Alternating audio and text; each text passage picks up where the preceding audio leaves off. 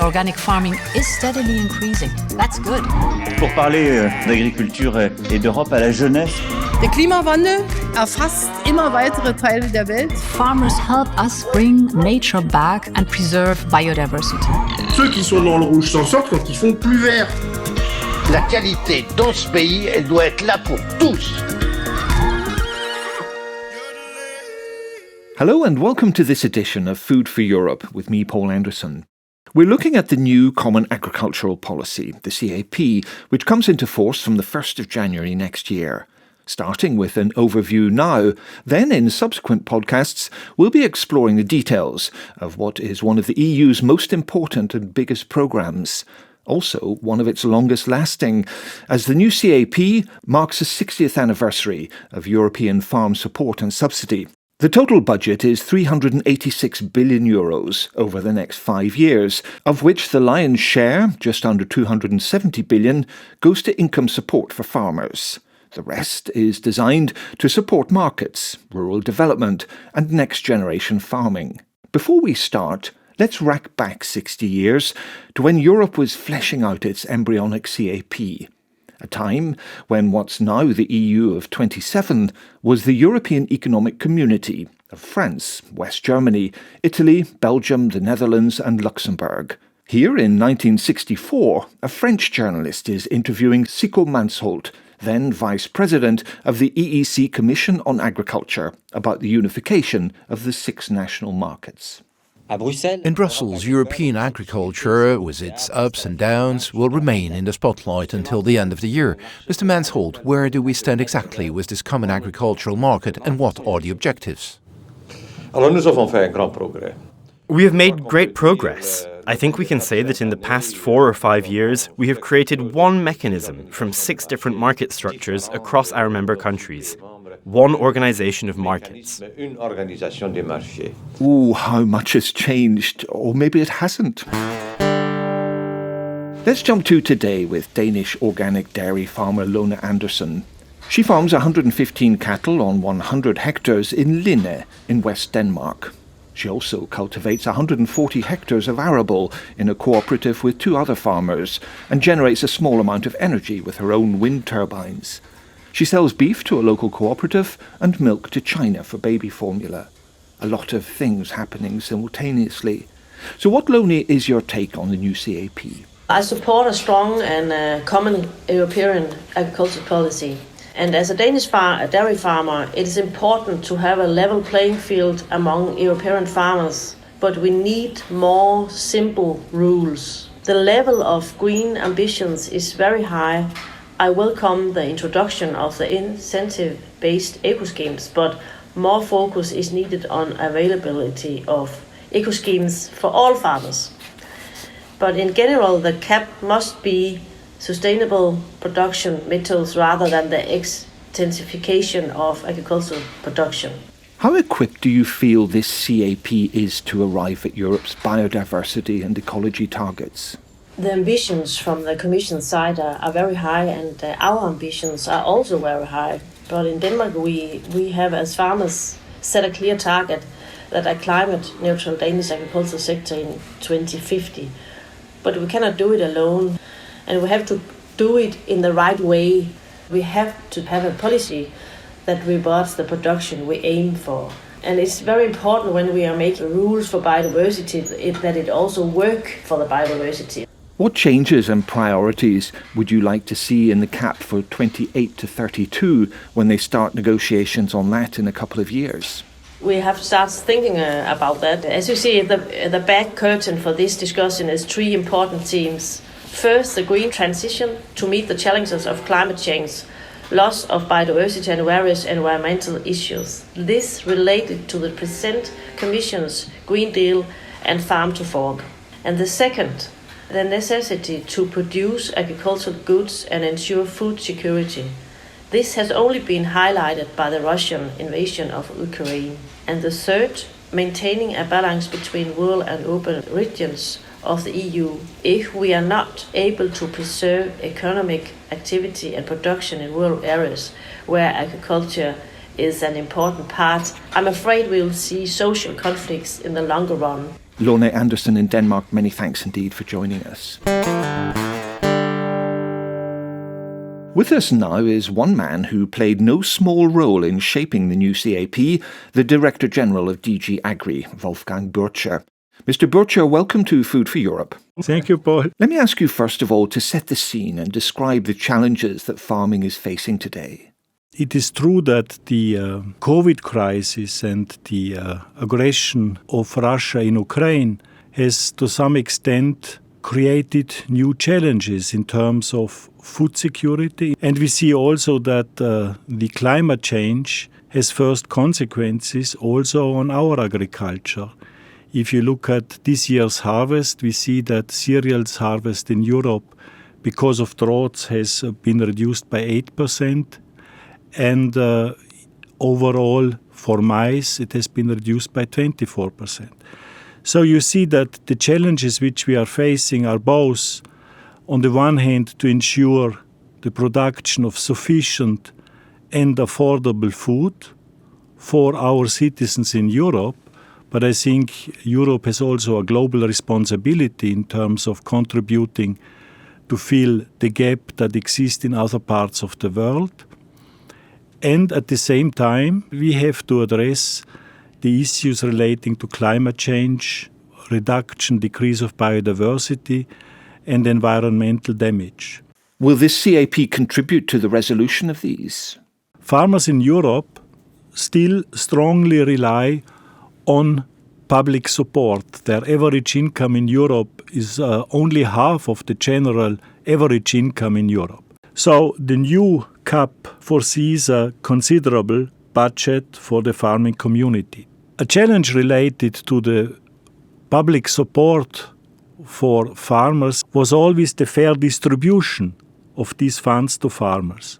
And I really think that we have made a big contribution through this new CAP to a fairer distribution of the income support to farmers. Why? Because 10% of the direct payments, 20 billion euros, have to be redistributed to small farmers. Okay, what about climate change then in more detail, which is also a big and evolving concern? Let me just give you some figures. At least 90% of agricultural land will be subject to minimum requirements. So farmers, if they want to achieve income support direct payments, they have to comply with obligations like doing annual rotation of their production, to set aside at least 4% of their agricultural land for purposes of biodiversity. And 90 billion euros will be spent on specific practices to deliver environmental benefits. What's the thinking behind the national strategic plans and the decentralization of CAP? What was in our mind when we have designed this policy is that member states should firstly, in the context of a strengths and weakness analysis of their common agricultural policy, identify the strengths and the weaknesses. We have been very attentive that the instruments and the budgets that member states are proposing are really designed in such a manner that they address in particular the weaknesses. I'd like to put to you a recurring problem that young farmers complain about over access to land. The figures speak volumes. 2/3 of young farmers' loan requests for land are turned down by the banks. Is this something to be addressed in the next CAP? We really need to ensure that the framework conditions for young farmers are such that it remains attractive to become a farmer. The access to land, indeed, is a huge challenge for young farmers because real estate prices for farmland are increasing across the European Union. Can we resolve this issue on the European level? I think there is always ways and means to address challenges also at the European level to provide incentives and measures that are capable to mitigate the scale of this issue. But the truth also is that in particular when it comes to rules regarding acquisition of land, the European Union has little competences and responsibilities to interfere. Thank you very much, Wolfgang Burtscher, for joining us. Diana Lenzi joins us now from her winery in Tuscany. The farm has been in her family for 2 centuries. 16 hectares, which fell to Diana, a political sciences graduate and then a chef, to manage. No pressure then. She moved from Rome to the farm and, as she says, let it become her teacher. Now she produces Chianti Classico and olive oil. Diana is also president of the European Council of Young Farmers. Diana, what's the Council's view of the new CAP? In some member states, there was really a lack of inclusion when it came especially to the young farmers, and this was for us something that we frowned upon, again, because this CAP is also designing the agriculture of the future, and we would like to think that if it is our future, that we are a part of it from the beginning. Having said this, we were happy that there was greater recognition towards the role of young farmers. We had a campaign which was double the ambition because our request was to pass from 2 to 4% of direct payment dedicated to young farmers. We achieved a 3%. Still, it's always good to have a little bit more than a little bit less. Is the issue of land ownership for young people and the creation of modern farm enterprises addressed? We know that direct payments do tend to capitalize land, that this turns out into some unfair practices when it comes to land ownership and land rentals. And 2 out of 3 requests of a young farmer for loans is rejected. I mean, without land, you can't farm. So, where do environmental and biodiversity protection and sustainable farming fit in here? I'm very convinced that the way forward is through investments and investments in sustainability, which is something that the new CAP is stressing on. Right now, we have this huge confusion of objectives. Is the CAP supposed to help green Europe? Is the CAP supposed to help ensure food security? Is the CAP supposed to ensure food security while also becoming more sustainable? We have a million questions and no certainty that in 12 months someone will send out a new reflection on the new CAP and then there will be new rules and new change. And I know this is how the EU works, but farmers are slow and nature is slow. Do you feel the new CAP addresses the need to reinvigorate community life? The depopulation of rural areas is really a threat to Europe as a whole. If we lose that connective tissue that holds together these huge areas, over 60% of EU land is considered a rural area.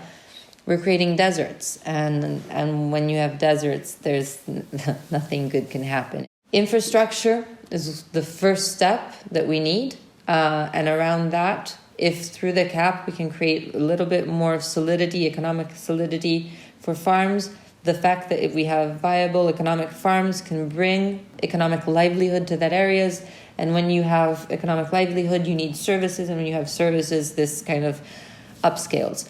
Many thanks, Diana Lenzi. Let's stick with the theme of community regeneration and to another Danish farmer, Michael Tilsbæk, who owns a pig farm just north of Copenhagen. You're right now in your village square, Michael, a lively village of about 500 households with a sports club, garage, butcher, but no village shop. What happened to it? For 114 years we had a local shop here. The shop closed 2 years ago. So that actually forced us to do something, and we started up 3 guys. One was me, and we decided that we want to make a rescue plan for this shop here. We bought the shop after it was closed. The plan was to make a kind of cooperative with the citizens in the village, and that's meant we have sold the shares in the local society here for close to 400,000 euros. And we actually have sold shares for 200 houses out of 500 who are in the village here. For me, as a local farmer who make a very big impact of the environment and the society here, it's very important for me to be a part of this local society, so I can be in close contact to the citizens in our village here. Michael Tilsbæk, many thanks for walking us through this. And on that note, we'll wind up this overview of the new Common Agricultural Policy. Our thanks also to DG Agri Director-General Wolfgang Burtscher, dairy farmer Lona Andersson, and Young Farmers Council President Diana Lenzi. Thank you too for tuning in to Food for Europe. You can download this podcast and the others in our series via all the main podcast platforms. Until the next time, from me, Paul Anderson, goodbye. Organic farming is steadily increasing. That's good. Pour parler d'agriculture et d'Europe à la jeunesse.